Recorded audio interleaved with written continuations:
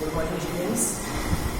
तो आज हमारे जो क्लास है उसमें फर्स्ट पेपर बाल्यावस्था वृद्धि और विकास, इसमें जो हम पिछला जो टॉपिक जान रहे थे कि हमारे बाल विकास के अंदर जिस तरीके से वंशानुक्रम का प्रभाव पड़ा, वातावरण का प्रभाव पड़ा, इसी को कंटिन्यू करते हुए आज हम हमारी ऑनलाइन क्लास में जानेंगे बाल विकास में परिवार। ठीक है ना, कि जो परिवार या हमारी फैमिली है ये हमारे बाल विकास में किस तरीके से अपनी भूमिका को निभाता है, अपना योगदान देता है। सामान्य सी बात है कि हम लोग शुरू से समझते आ रहे हैं कि बालक की जो प्रथम पाठशाला है उसका परिवार माना जाता है। पाठशाला का मतलब ये हुआ कि वहां से वो काफी कुछ सीखता है। बालक का अच्छा भविष्य, बालक का अच्छा विकास कहीं ना कहीं परिवार पे डिपेंड करता है कि परिवार किस तरीके का है और परिवार बालकों के लिए किस तरीके से प्रयासरत रहता है, डायरेक्ट या इनडायरेक्ट तौर पर। तो हम इसको कंटिन्यू करते हैं, बाल विकास में परिवार का योगदान। ठीक है, बाल विकास में परिवार का योगदान।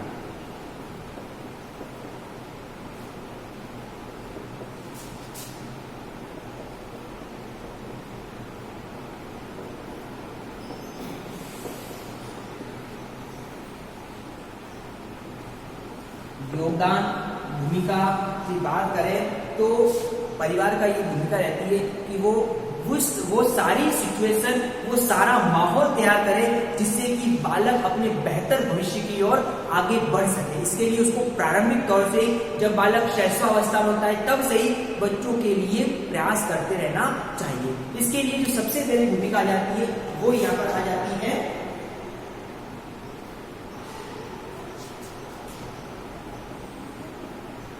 शारीरिक विकास। शारीरिक विकास यानी कि फिजिकली डेवलपमेंट। शारीरिक विकास, फिजिकल डेवलपमेंट की बात आती है तो बच्चों के जो परिवार है वो इसमें अपनी अहम भूमिका को निभाते हैं। हम देखते हैं बच्चे जब जॉइंट फैमिली में रहते हैं तो जॉइंट फैमिली में परिवार के बहुत से सदस्य होते हैं जो बच्चों के साथ हम हर समय अपना समय व्यतीत करते हैं, इस सिचुएशन को खिलाते हैं, करते हैं शैशवावस्था में। फिर धीरे धीरे आयु स्तर के साथ जब बच्चा बड़ा होता है तो उसके साथ एक्टिविटी बनी हुई रहती है। तो ये फिजिकली जो वर्क रहता है वो कहीं ना कहीं उसके फ्यूचर से रिलेटेड काफी फायदेमंद है, क्योंकि बच्चा जितना फिजिकली एक्टिव रहेगा उतना ही उसका बॉडी, उसका शारीरिक विकास या वृद्धि बहुत अच्छी होती है। इसलिए प्रारंभिक तौर से ये कोशिश करते रहनी चाहिए बच्चों पर फिजिकली ध्यान अच्छा दिया जाए। कई बार ऐसा होता है कि आज जो वर्तमान समय में हम देख रहे हैं कि बच्चा ज्यादातर अपना समय टीवी या मोबाइल में लगा रहा है और सिर्फ पूरा दिन उसको देखता है, कोई बाहर जा बच्चों के साथ नहीं खेलता है या फिजिकल एक्टिविटी नहीं करता है, तो उसका बच्चों पर नकारात्मक प्रभाव पड़ सकता है। क्योंकि बच्चों की बॉडी को वर्क प्रारंभिक तौर पर एक्टिव रहना बहुत ही जरूरी होता है, क्योंकि बच्चा अपने आस पड़ोस, अपने परिवार के साथ कहीं ना कहीं खेलता है तो उसका काफी अच्छी बॉडी इफेक्ट, बॉडी पर प्रभाव दिखाई देने लगता है। इसलिए माता पिता की जिम्मेदारी होती है कि वो अपने बच्चों को प्रेरित करे कि वो किसी तरह का फिजिकली खेलते रहे और अपना फिजिकल डेवलपमेंट करे। इसलिए कह सकते हैं कि परिवार की एक अहम भूमिका होती है बच्चों के शारीरिक विकास के संदर्भ में। फिर आ जाता है नेक्स्ट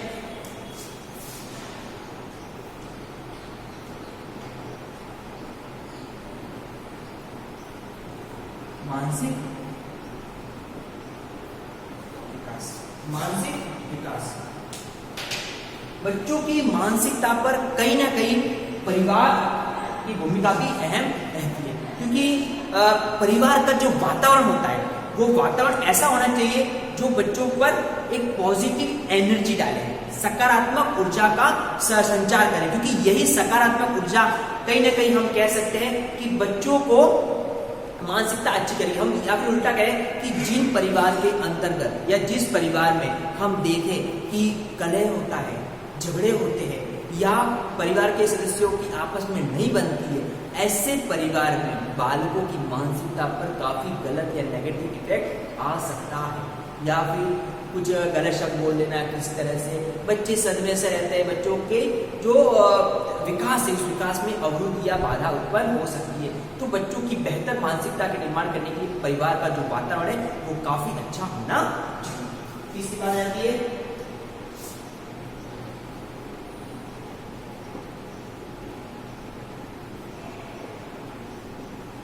संवेगात्मक विकास।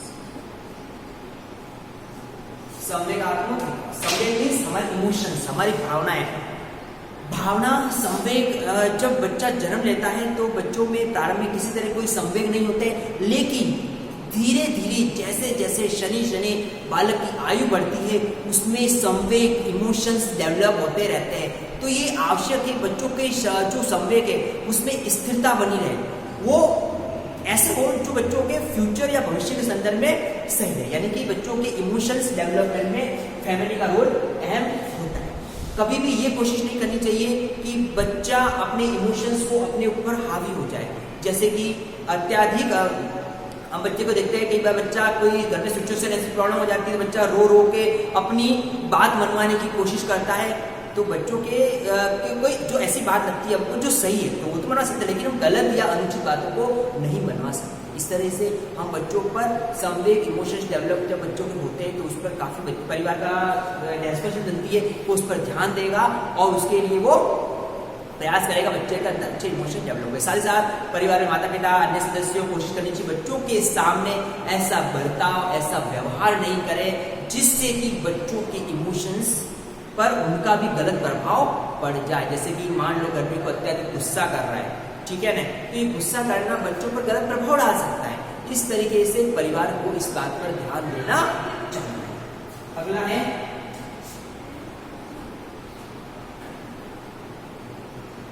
भाषा,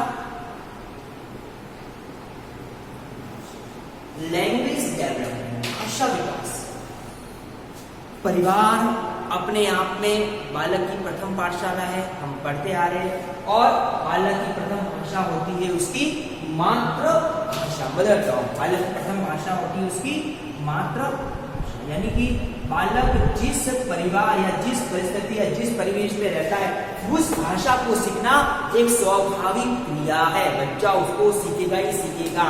तो हम कहेंगे कि बालकों की जो प्रथम या मातृभाषा विकास जब होता है परिवार से होता है, धीरे धीरे उसी मातृभाषा को जानते हुए बच्चा अपने प्रादेशिक और राष्ट्रीय भाषा से परिचित होता जाता है। परिवार के सदस्य बच्चों के साथ जब मदर टंग का डेवलप करते हैं तो इनका निर्माण होता है कि मातृभाषा के साथ साथ उसको भाषा से रिलेटेड जो व्यवहारिक शब्द है उनका नॉलेज देते रहे, उनका ज्ञान देते रहे, ताकि बच्चा जब बड़ा होता है तो उसको अन्य भाषा को ग्रहण करने में, सीखने में किसी तरह की कोई समस्या या कठिनाइयों का सामना नहीं करना।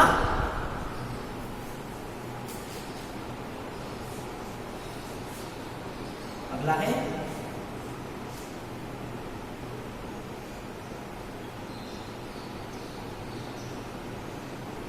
सामाजिक विकास।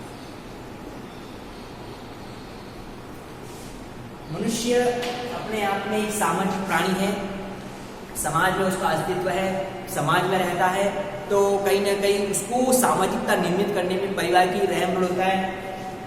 परिवार के सदस्य या परिवार जितना अपने परिस्थितियों से अपना तालमेल बिठाता है, अपने आस पड़ोस के लोगों से व्यवहार रखता है, अपने परिवेश से अपना तालमेल बिठाता है, तो यही आदतें, यही तालमेल, यही सब कुछ उसके बच्चों में भी देखने को मिलेगी। क्योंकि घर के बड़े सदस्य इस बात को समझेंगे तो आने वाली पीढ़ी यानी बच्चे हैं वो भी इस बात को अच्छे से निपटेंगे। साथ साथ परिवार बच्चों को सिखाएगा कि उसको किस तरीके से अपने परिवेश में, परिस्थितियों के अकॉर्डिंग अपने आप को ढालना, उसके अंदर अच्छे गुणों का निर्माण इसी के माध्यम से होता है और इस तरीके से बच्चों में सामाजिक विकास।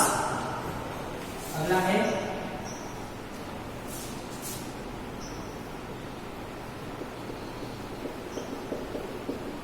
चारित्रिक विकास। चारित्रिक विकास बच्चों के अच्छे चरित्र को निर्मित करने के लिए हम कह सकते हैं कि बच्चों में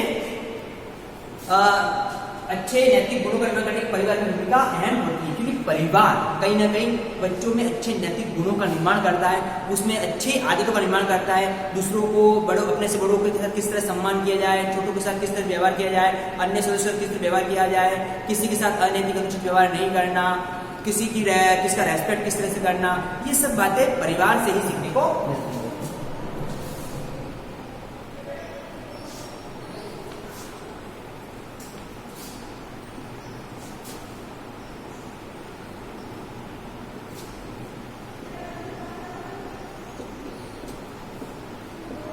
सृजनात्मकता के विकास में, सृजनात्मकता का विकास में, सृजनात्मकता मीन्स क्रिएटिविटी, एक ऐसा माहौल जिसमें क्रिएटिविटी वाला माहौल हो, इसके विकास में भी कह सकते हैं कि परिवार का अहम होता है। परिवार के सदस्यों की सोच या परिवार में माता पिता की सोच बच्चे के भविष्य का निर्माण भी करती है। जैसे कि वो चाहते हैं उनका बच्चा कुछ आगे बढ़कर कुछ अच्छा कार्य करे, अपनी पहचान बनाए, उसके लिए उसको फ्री माहौल दिया जाता है। जैसे खासकर बालिकाओं के लिए अच्छी सोच रखना, ताकि वो अपना नाम रोशन करे, अपने परिवार का, अपने लिए कुछ बेहतर भविष्य निर्मित कर सके। इसके लिए उसको जो माहौल चाहिए उस माहौल को के लिए उसको हमेशा तैयार है। इस तरह से सृजनात्मकता क्रिएटिविटी के लिए उसका रोल परिवार का रहता है। अगला है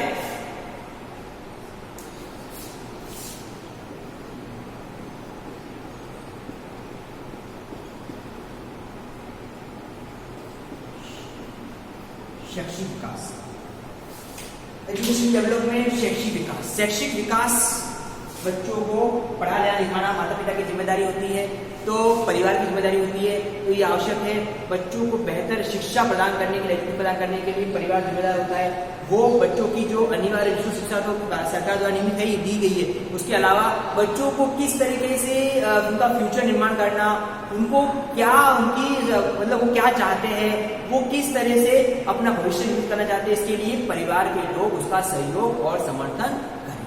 परिवार पढ़ा लिखा होता है तो इस तरह पे ज्यादा फोकस करता है, और हम देखते हैं हम अब आजकल सभी माता पिता अपने बच्चों के बेहतर भविष्य के लिए काफी प्रयास कर रहे हैं। इसलिए शैक्षिक विकास के लिए परिवार जिम्मेदार। अगला है मूल्यों के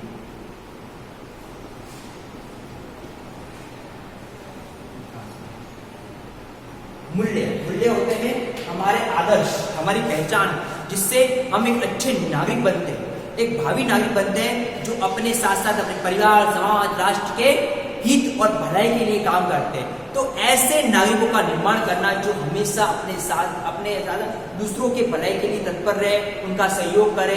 तो ऐसे आदर्श नागरिक के निर्माण, आदर्श बालकों का निर्माण या मूल्यों का विकास परिवार के माध्यम से ही होता है। और अंतिम है इसमें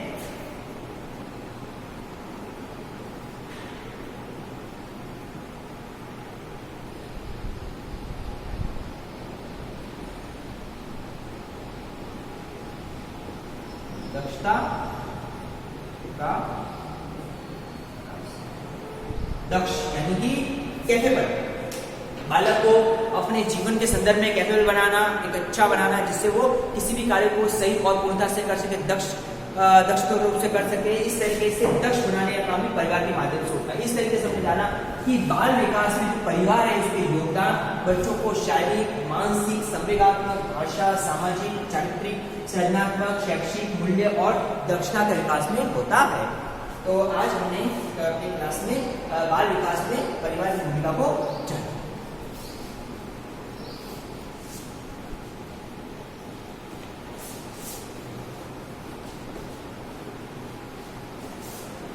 इससे रिलेटेड आज आप लोगों का असाइनमेंट है